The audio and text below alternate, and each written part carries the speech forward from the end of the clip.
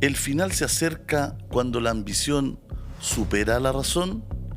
El tema de hoy, ¿el ser humano está a la altura de sus inventos? Esto es Psicolocos.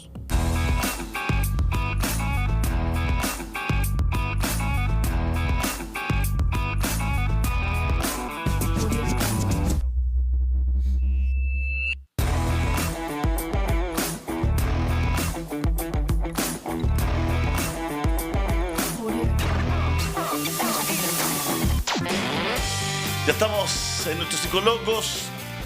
Don Sergio Chilling, ¿cómo está usted, señor? Muy bien, muy bien. Muchas gracias por estar acá.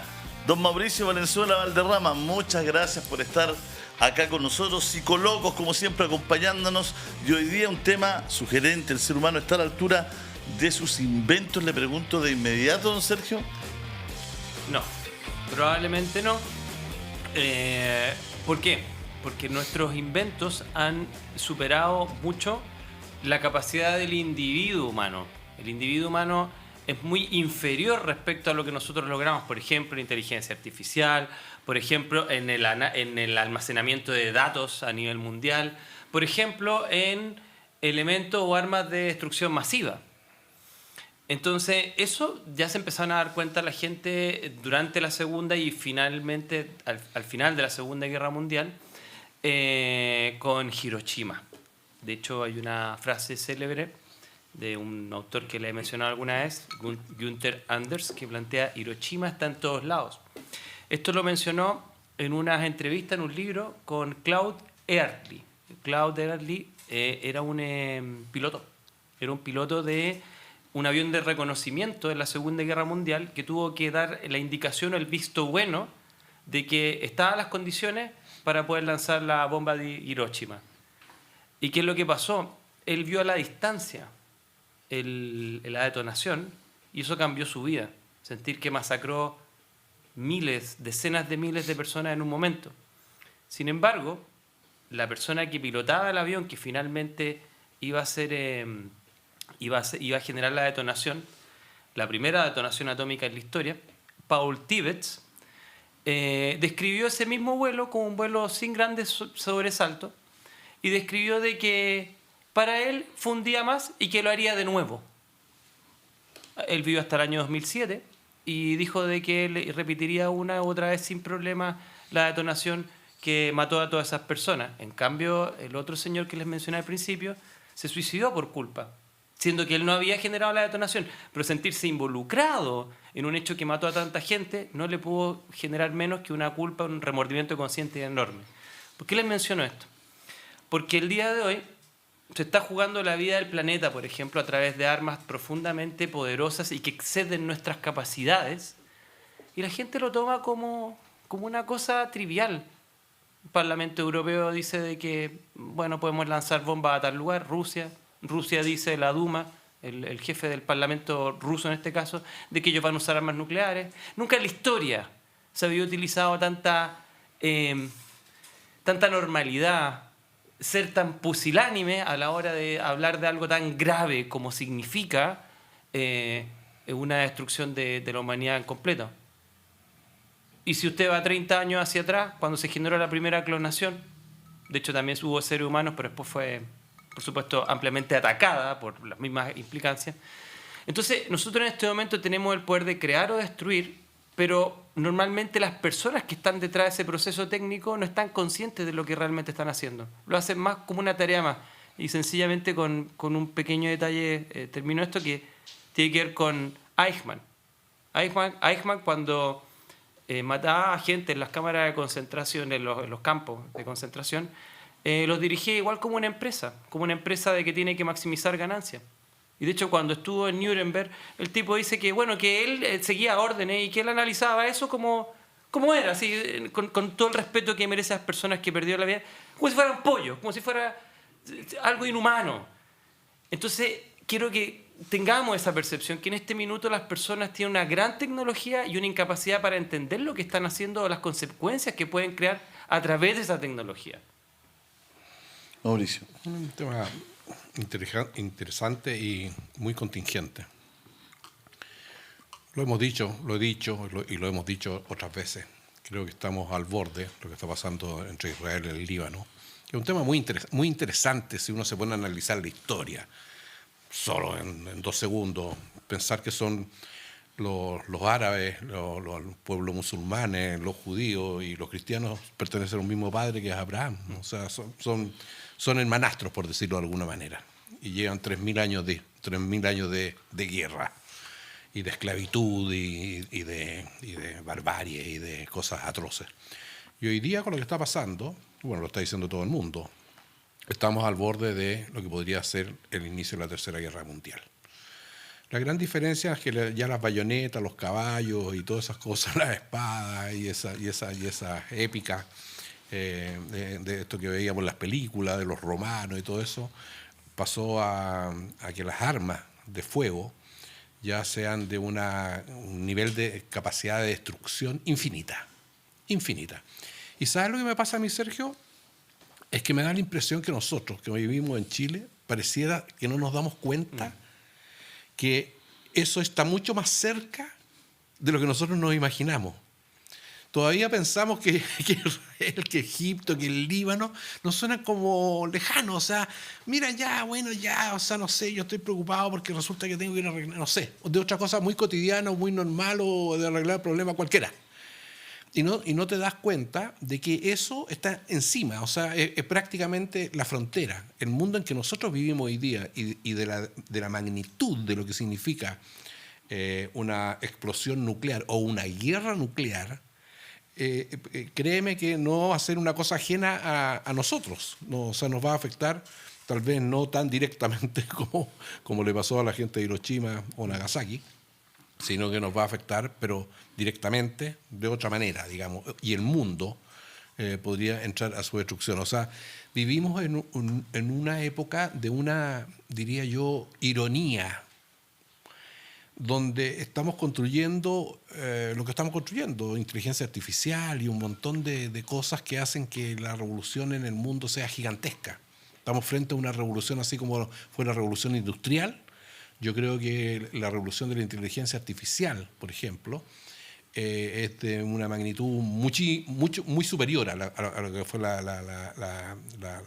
revolución industrial, en términos de magnitud, de impacto en la vida, de todo, sin desmerecer lo que fue la revolución industrial en Inglaterra. Entonces, ¿qué es lo que te quiero decir? Que todo este asunto de la tecnología, que fue la pregunta que hiciste, Julio, que si la inteligencia o la codicia, yo creo que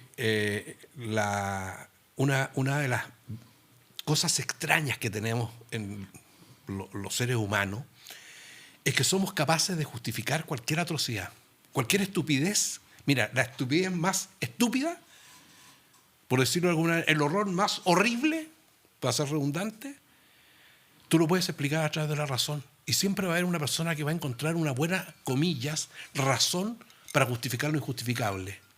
El horror de los horrores, siempre va a haber una persona capaz de justificarla, encontrar una buena razón para autojustificarse, autovalidarse y sentir, por ejemplo, que lo que hizo no tenía mayor importancia porque eran verdaderos pollos, animales, bacterias, daba lo mismo. O sea, la falta de empatía, la psicopatía, el narcisismo, las ansias de poder, la codicia del poder, la codicia finalmente, claramente termina superando por lejos la razón.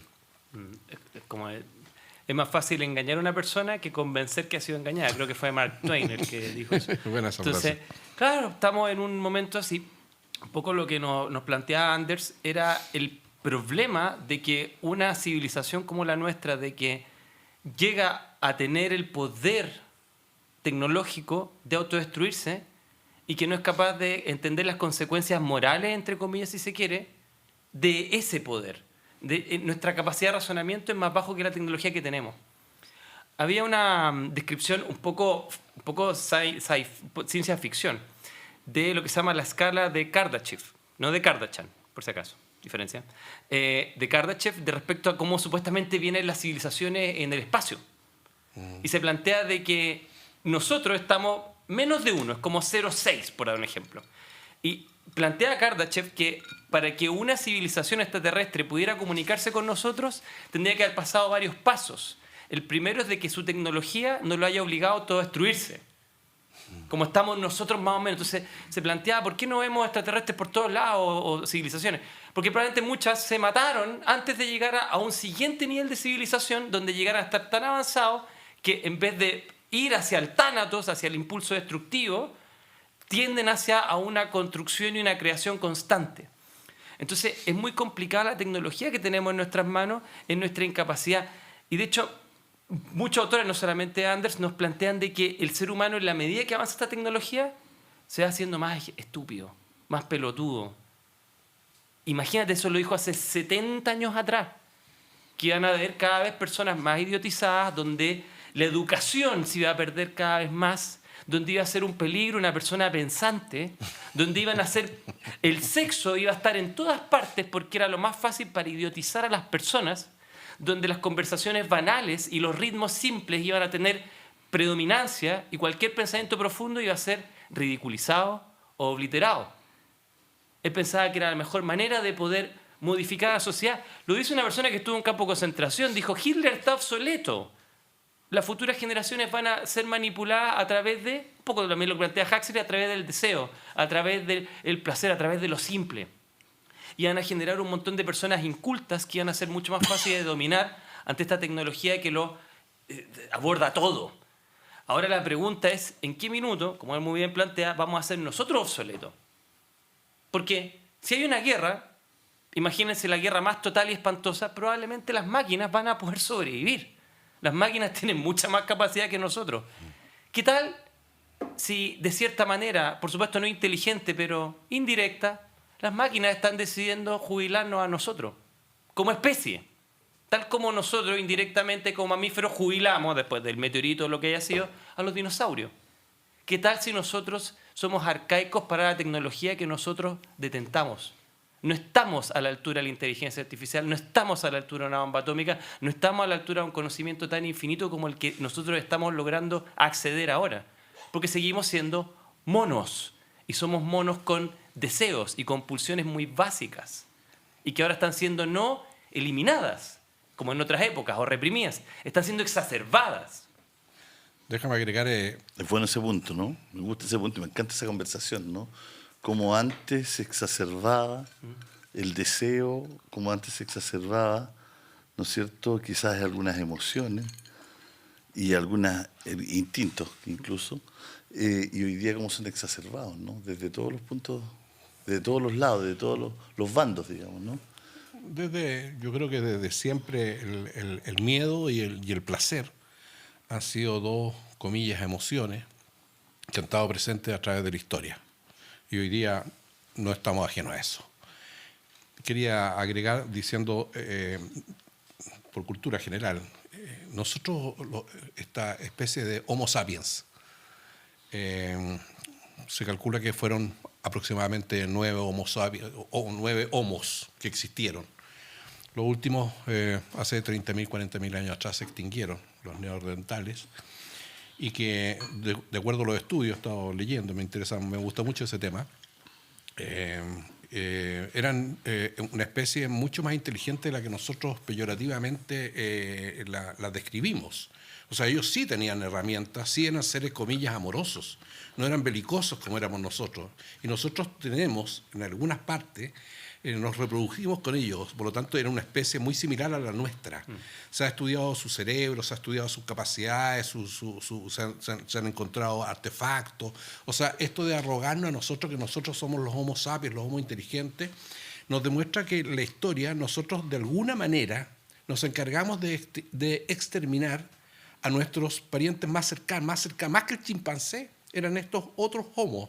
Los homos que estaban en Indonesia, los florinesis. Los florinesis y varios. El tema, la gente que le interesa se puede meter en el tema de los homos. No me voy a alargar en eso. Pero hemos sido belicosos. Y somos belicosos y somos seres tenemos algo, no sé dónde, con lo genético, una manera de responder fácil, digamos, que tiene que ver con esto de la capacidad de destrucción y de autodestrucción. Y esta autodestrucción, en esta construcción, se produce la paradoja. Estamos construyendo un mundo alucinante, alucinante, increíble, casi esquizofrénico, casi inimaginable. Yo creo que no somos capaces de imaginarnos realmente nadie el mundo de aquí a, te estoy inventando, 30 años más nomás. No somos capaces de imaginarlo. Es de tal envergadura el cambio que va a venir.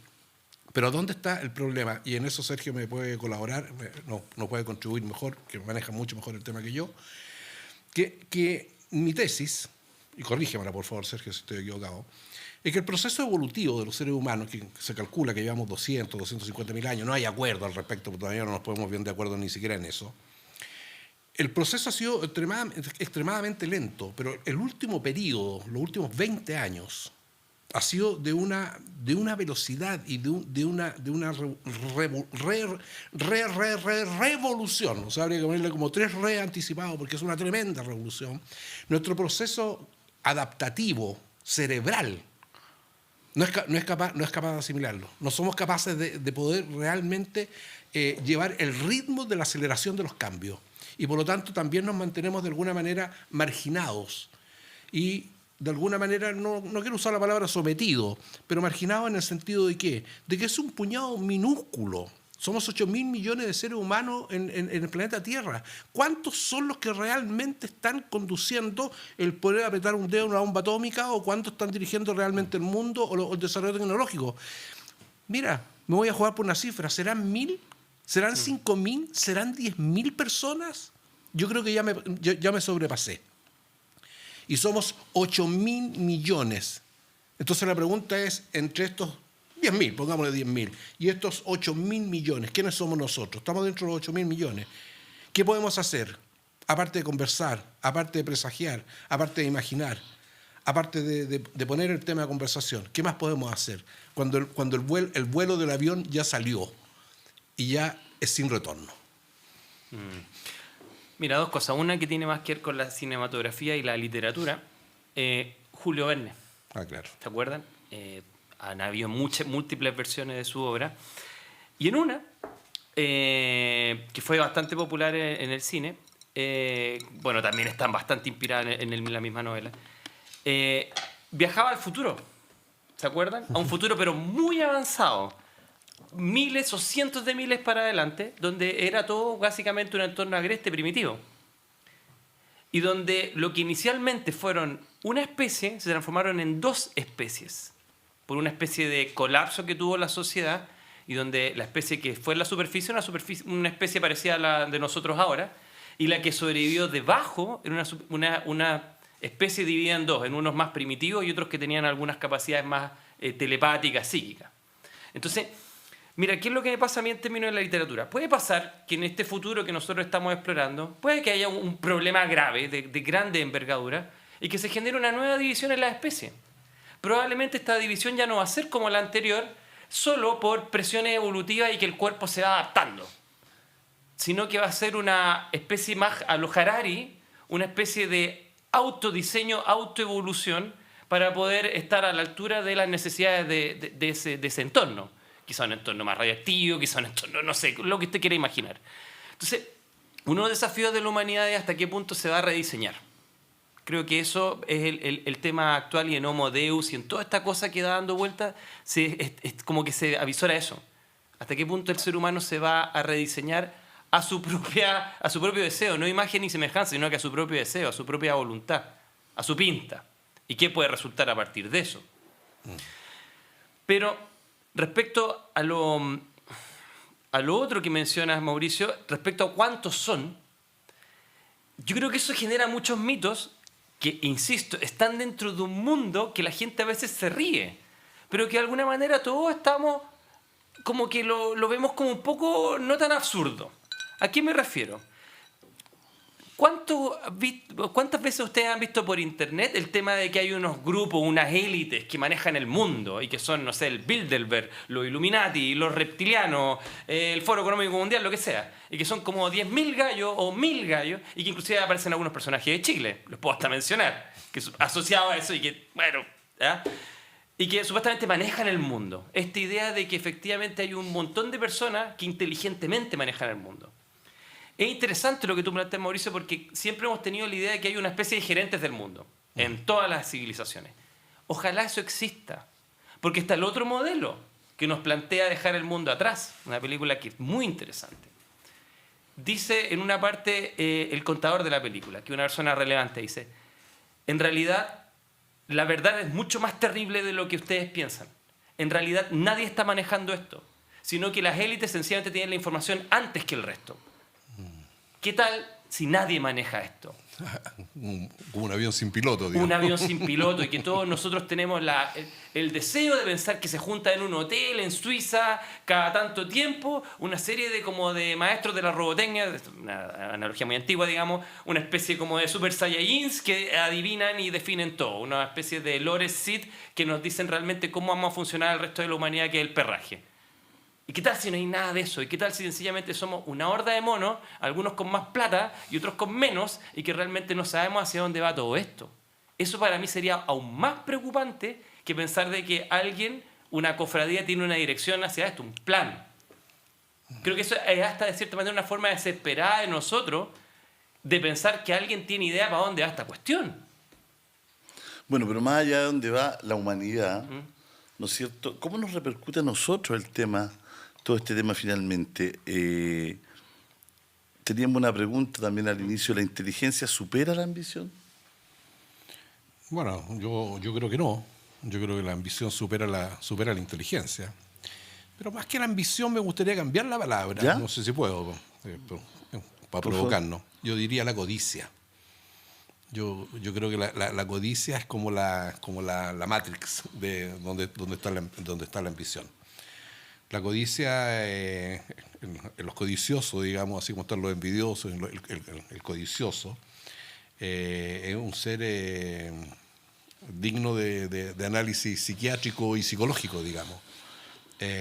Y la codicia es infinita. Es para decirlo en términos simples, el codicioso es un saco roto, como diríamos en el campo. Como diría tu mamá. Como diría mi abuelita, como diría mi viejita. Es un saco roto, o sea, no se sacia con nada. Es insaciable. Y conocemos, tenemos algunos casos, para que vamos a poner nombres, tenemos algunos casos de algunos renombrados, que conozco además,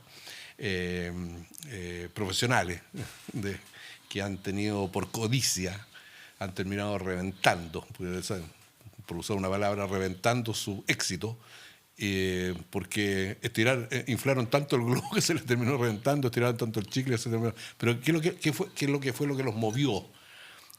¿Más poder? Sí, pero también más dinero. Y el poder muchas veces está asociado con el dinero.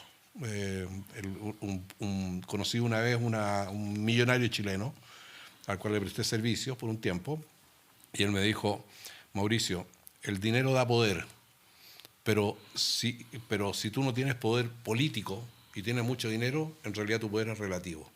Lo que tú tienes que tener es mucho dinero, pero además tienes que tener poder político, porque si no tienes la mitad del poder. Me llamó la atención viniendo de un hombre multimillonario, chileno, no voy a decir su nombre porque no viene al caso. Entonces, y cuando él me decía eso, yo decía, claro, aquí está la codicia. De ahí que hay que tener más, y más, y más, y más. Yo me pregunto, ayúdenme con los nombres de estos multimillonarios, Bill Gates y otros, ¿no? Jeff Bezos y claro. Yo me imagino que ellos obviamente deben tener unas 100 generaciones más que aseguradas. ¿Y qué es lo que los mueve? Bueno, los mueve el poder, pero también los mueve el dinero. A ver, debe haber me imagino que debe haber una competencia dentro de los top 10. ¿Y cómo entra el ego ahí? Entra por tierra derecha muy fuerte. O sea, tipos con un nivel de narcisismo, de egocentrismo, de soberbia, que es otro tema que yo acuñaría, que la soberbia es superior a la razón. Generalmente, desde mi tesis, de mi manera de mirar, la gente verdaderamente inteligente es humilde. La gente verdaderamente inteligente es humilde. La gente que tiene inteligencia, no puede decir que no es inteligente, y es soberbia, es inteligente a media. Entonces, la soberbia, la codicia, el egocentrismo, esto de creerse en estado medio esquizofrénico, medio mesiánico, que van a salvar el mundo o que van a transformar el mundo y todas esas cosas, bueno, vienen de patologías que nosotros con Sergio, indudablemente en nuestra consulta terapéutica, nos toca de repente ver en una escala obviamente más reducida. Cuando estos grandes creadores digitales o de estas de esencia digital hicieron Facebook, hicieron Twitter, ¿no es cierto? Hicieron Instagram, por ejemplo. ¿Sabían lo que estaban haciendo? No. ¿Entendían lo que estaban haciendo? No. Más allá de lo que uno ha visto por película o leído en libros, sino que habla de una cuestión mucho más grande, ¿no? Es que parto como con lo que hablaba al principio, es como un poco Oppenheimer, o sea, ¿entendían las personas cuando llegaron a la idea de fisión nuclear de que una bomba atómica iba a hacer X cosas? No, es lo mismo. Turing no puede haber imaginado que se iba a generar a partir de su invento una cosa que ahora conocemos como inteligencia artificial. ¿Cómo puede haberlo imaginado a pesar que era un matemático extraordinario? Entonces, aquí, ¿qué me pasa? Bueno, primero respecto a la pregunta, si pueden ellos ver las consecuencias, no. Nosotros somos buenos viendo las consecuencias a corto plazo. Hasta los mejores ajedrecistas ven 7, 10. ¿Quién ve 20 jugadas? Nada. Bueno. Ni hablar de los meteorólogos. Ni hablar. Bueno, no, sí, 2 días. ni 2 días, sí, con juegas. Entonces, bueno. ¿Qué va a pasar Pañanuera? Segundo, la soberbia respecto a la inteligencia o la codicia, dijiste al principio, bueno, están varios asociados. De hecho, tenemos ejemplos desde la Biblia, la Torre de Babel, que tiene que ver el hecho de que el ser humano quiera llegar hasta el cielo. La ubris en Grecia. Uno de los peores pecados es la soberbia, por el hecho de que el síndrome de la ubris habla de personas que el poderoso cree que está encima de todo. Y en ese encima de todo termina quemándose a sí mismo porque se sobrecalifica respecto a cosas que no sabe. Alguna vez hemos hablado en psicología social del efecto Dunning-Kruger. ¿Se acuerdan? Que los más burros creen que son más capacitados que la gente que realmente sabe. Hay como una curva. Y cuando tú estás en este lado de la curva te encuentras súper competente y eres muy incompetente. Y curiosamente la gente mega competente se siente muy incompetente. Es que es curioso ese fenómeno. Ahora, en términos de todo lo anterior, ¿qué me preocupa a mí? Que, bueno, también hay un pequeño detallito que te quería mencionar, Mauricio, fraternalmente. No sé si la capacidad intelectual va de la mano con la capacidad moral. Me explico. Nietzsche y Newton, por dar 2 ejemplos, eran personas probablemente atroces en ego, tremendos egos, y que probablemente son considerados personas relevantes en la historia, como en términos de pensamiento. Entonces, en ese sentido, discrepo fraternalmente contigo que no sé si la inteligencia va de la mano del criterio. Y quizás por eso muchas veces nos sobrevendemos, nos extralimitamos. Entonces, resumiendo lo anterior, el problema de que la soberbia siempre está encima de la capacidad intelectual, porque el intelecto sencillamente es el buito, el que nos permite ver y hacer, no nos ayuda a entender si debemos hacerlo. De hecho, ¿sabes dónde se ve de una manera más clara? También en una película. Estaba Ian Malcolm en Jurassic Park y estaba el dueño del parque, no me acuerdo el nombre de él ahora, y hacía la siguiente pregunta. Supuestamente él era un matemático de matemática del caos, teoría del caos. Y él decía, el hecho de que podamos hacer algo no implica de que debamos hacer algo. Y ahí parte toda la idea de la película, que finalmente se destroza el parque y finalmente los dinosaurios salen y se comen a la gente. Entonces, siempre ha estado primero la capacidad en el humano, si podemos hacer algo, y después preguntarnos, ¿pero realmente debemos hacerlo? ¿Vale la pena hacerlo? Piensa, ¿cuántas personas se detienen a, vamos a lo más simple, a analizar sus decisiones educacionales, a sus decisiones si tienen que comprar una casa, ir a un viaje o no endeudarse, o tener hijos o no, y no pensar todas las implicancias que trae, o inclusive lanzarse una relación que después no van a querer? Entonces, muchas veces el humano hace lo que puede hacer, no lo que debe hacer. Entonces, en ese sentido, normalmente viene primero la codicia y la capacidad de razonamiento viene, lamentablemente, detrás. No tenemos una moral al nivel de nuestra inteligencia. Si fuéramos capaces de invertir, fíjate que una cosa que parece como simple, ¿no? Lo que está diciendo Sergio, pero me parece de una trascendencia gigantesca. Por eso lo he repetido varias veces, lo voy a seguir repitiendo, que los 2 pilares de la filosofía es la ética y la lógica.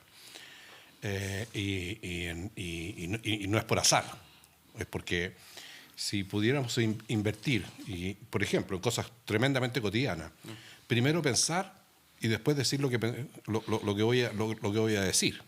Primero pensarlo. Pero generalmente acontece que la mayoría de la gente, a veces también me incluyo, primero digo y después pienso. Si pudiéramos invertir el orden, porque claramente, generalmente vemos lo que queremos y tiene que ver con el deseo, con la atracción, con mil cosas. Pero después vemos si podemos. Entonces, si nos hiciéramos siempre la pregunta integral que llamo yo. Quiero, puedo, debo, cuándo, cómo. Que suena como, oye, la pregunta tan rebuscada la pregunta. No, háztela. Cuando tengas que tomar decisiones importantes, míralo desde distintos ángulos la pregunta que estás haciendo, porque también creo que daba otro programa. Es interesante definir qué es o qué estamos entendiendo cada cual por inteligencia. Y entonces la inteligencia es un gran tema, es un extraordinario tema, que muchas veces, como del amor, de la libertad y todo, lo metemos en un saco y nos sentimos más inteligentes porque somos capaces de crear o somos... No, la inteligencia va mucho más allá. Yo creo que la real inteligencia, la inteligencia profunda, que es un acto de conciencia o de supraconciencia, que es un estado superior de conciencia, obviamente no puede estar alejada de la ética. O sea, es como te decía, o como una inteligencia, es como un avión o como un auto sin un conductor y que puede transitar muy fuerte, puede transformarse en un arma muy peligrosa. Entonces, cada cosa que nosotros hiciésemos en la vida cotidiana y como país y como nación y como en el mundo, si nosotros pudiéramos siempre estar reflexionando entre la razón, la ética, y no quiero dejar afuera la emoción, yo creo que estaríamos en un mundo con mayores probabilidades de hacer un paso significativo de progreso. Ahora, mira, hay una cosa que quedó al margen y que quizás es relevante mencionar. Cuando tú me decías, por ejemplo, Jeff Bezos, Jack Ma, el otro, ya no me acuerdo cómo se llama, el de Twitter, que después lo vendió y todo eso, ya. El poder es una cosa, pero lo que hemos aprendido durante siglos es de que para cambiar el mundo también tienes que cambiar tú. Porque a través tuyo se ve el mundo, se ve todo el universo. Eso es una verdad alquímica, o un principio alquímico. Entonces, ¿qué es lo que pasa? Por ejemplo, un tipo como Newton pensaba en las matemáticas y en la física, pero también pensaba en la piedra filosofal. Pero en el fondo, ¿qué tenía conceptualmente? No importa cuánto poder tenga, yo tengo que autotransformarme, yo tengo que modificarme a mí mismo. La autoconciencia también. Entonces, en general, no importa cuánto dinero tú tengas, mientras tú no puedas hacer modificaciones en cómo percibes la realidad e inclusive cómo eres estructuralmente tú mismo, inclusive físicamente, no tienes poder. El poder termina en ese ego, en el acceso a las cosas, pero no hay una real transformación. Entonces, lamentablemente, muchas de estas personas parten así, pero fíjate que con el tiempo todos se meten en una especie de búsqueda interna, en algún punto, porque se dan cuenta de que no importa cuánto poder tengan hacia afuera, si ellos no se modifican, realmente no es poder. Entonces, en ese sentido los orientales nos llevan bastante tiempo, porque si bien ellos no tenían una moral como la tenían los griegos, y una ética particularmente, no una moral, una ética, sí tenían el fenómeno de la autoobservación, a través de la meditación, a través de una serie de prácticas que te ayudaban a tratar de entender de que el problema no era modificar afuera, es modificar adentro. Eso Jung también nos enseñó mucho en nuestra cuestión de psicólogos, digamos. Entonces, ¿cuánta gente trabaja en rediseñarse? Ese es el verdadero poder. El poder no es cambiar solo la realidad, es cambiar al que percibe la realidad. Bueno, eso es fundamental, es parte de la tesis de Maturana, ¿no? No sé, no, quiero decir que, se me ocurre decir, me nace decir que de lo que está diciendo Sergio es fundamental y tiene, a la gente que le interesa aprender un poco de esto, lea un poco de budismo. Fíjate que el budismo, no sé si lo sabe Julio o Sergio, o lo que nos están viendo, el budismo, este niño que murió hace poco, Iturra, se había acercado muchísimo al budismo, por poner un caso cercano, digamos que la gente lo ubica, cabrón joven, para mí, 43 años creo que tenía y todo, y había recorrido todo el mundo y todo eso, y tuvo acceso yo tuve la oportunidad de estar en países como Indonesia y sobre todo Tailandia, donde está el templo más grande que lo mostraba Iturra, y es una cosa impresionante. ¿Y qué es lo impresionante? Y eso es lo que a mí me impacta. Primero son los países asiáticos, de esto que estamos hablando, los con más bajo índice de mortalidad por asesinato, o por robo, por todas estas cosas. O sea, pero por lejos, O sea, el tema de la cultura no es cualquier cosa. Porque ellos en general... Y hay bastante pobreza. Pero muchísima pobreza. Pero ¿qué buen tema pones? Pero no es una pobreza indigna, fíjate. Tuve la oportunidad de estar en esta isla que fue arrasada por el tsunami, mucha pobreza, se ve prostitución, sí, lo hay, se ve, pero es una pobreza distinta.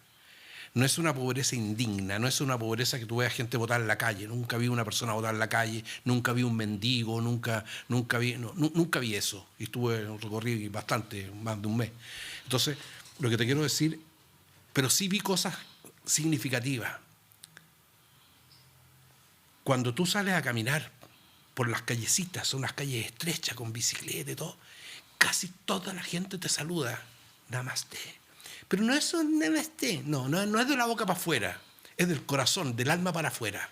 Y tú lo sientes y te empiezas a acostumbrar a saludar con quien te cruzas en el camino de la vida, aunque sea circunstancial. Y la gente te trata con una amabilidad, no servil, sino que mirándote a los ojos con un cariño. Servicial. Bueno, distinto. Totalmente distinto. Oye. Entonces, solamente quería decir eso. El tema de la cultura ayuda mucho, contribuye mucho a lo que estaba hablando Sergio, que tiene que ver con el crecimiento hacia adentro. Solo para darle una pasadita y cerrar con la gran pregunta que teníamos, el ser humano está a la altura de su invento, ¿no es cierto?, que nos ha derivado en esta conversación. ¿Estamos a la altura de la inteligencia artificial? No, la inteligencia artificial es muy superior a nosotros. La única diferencia que todavía, como no han pasado supuestamente la prueba de Turing, y varios físicos, Penrose también le da vuelta, es quizás ellos no tienen algunos conceptos de totalidad que nosotros tenemos. Y otro gallo que se llamaba Thomas Nagel hablaba de que bueno, me va a ir una bola, pero hizo un paper antiguamente y él dijo, el murciélago, ¿cómo se percibe el rojo? Porque una máquina puede percibir lo que es de cada color, pero la experiencia subjetiva, el qualia, la inteligencia artificial en el fondo, me di vuelta en la pregunta, pero ahora la entiendo más en mi cabecita, todavía la inteligencia artificial no tiene el qualia, tiene lo cuantitativo, pero todavía no tiene la experiencia de estar consciente, la sensación, que es algo que ni siquiera la gente de neurociencia cognitiva ha sido capaz de describir exactamente, es irreplicable todavía. La máquina todavía no tiene la sensación de ser humano, algo que yo no te puedo describir, lo puede escribir un poema, lo que puede describir, tú puedes definir el amor, pero no es lo mismo experimentarlo y sentirlo hacia un ser amado. Entonces eso todavía no lo tiene, pero nuestras capacidades en términos de asociación, por supuesto que las tiene mucho más. Entonces la pregunta, ¿qué es lo que nos hace humanos? Lo que nos hace humanos es nuestro sentir. La inteligencia lo que nos ayuda es a dirigir nuestro sentir. Y eso es lo que todavía de nosotros tenemos que preocuparnos. Cuando nosotros analizamos las cosas, también tenemos que entender el sentido de lo que hacemos, cómo se percibe eso, no solamente si es cuantitativamente mejor o peor. Y eso creo que es la única diferenciación que tenemos en este momento con esa gran inteligencia. Sí, yo adhiero absolutamente a eso. Yo creo que finalmente, ya lo hemos dicho, lo he dicho aquí varias veces, digamos, yo adscribo, más que a religiones, adscribo al humanismo. Yo creo que el paradigma del humanismo es el camino que tiene que ver con la paz, que tiene que ver con el amor. Y el camino de la violencia, en cualquiera de sus manifestaciones, es retrógrado. Creo que es la sombra del proyecto humano. Siempre he dicho que nosotros los seres humanos somos un proyecto aún inconcluso. Está por definir, dentro de las múltiples posibilidades, si lo logramos o no lo logramos. Pero va a depender mucho de cómo nosotros individualmente y colectivamente seamos capaces de relacionarnos de mejor manera. Muchas gracias, Mauricio. Muchas gracias, Sergio. Psicólogos, búscanos en Spotify, búscanos en YouTube. Nos vemos en el próximo capítulo. Chao, chao.